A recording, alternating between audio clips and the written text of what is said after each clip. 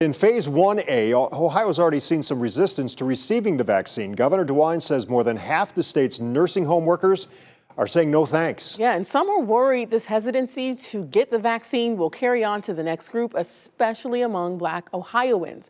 So News 5's Jesse Schultz, she explains how leaders in their community are trying to overcome decades of medical mistrust.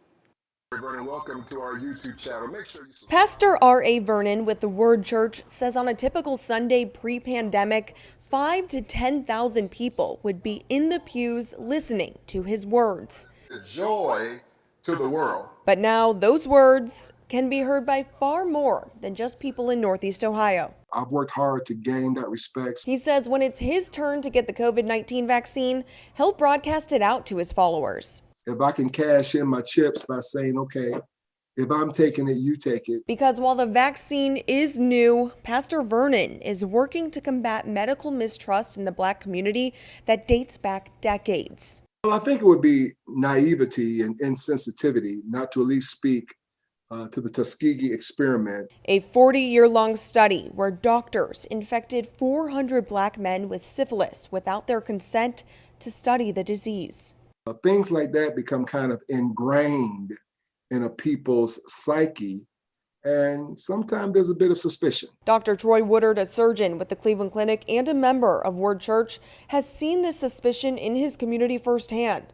And when he received his first dose of the vaccine, he made sure people knew. I posted a selfie and then tried to do an explanation of why I think it's important, why I trust the vaccine, why I trust the science and the scientists. He says it's imperative people of color get the vaccine because Black Americans are nearly 3 times more likely to die of COVID than white Americans. I've had friends and friends of friends who were young and healthy who've died. He says the key to a big turnout is getting the word out. Show them, hey, this Moderna vaccine was designed by an African-American scientist, right?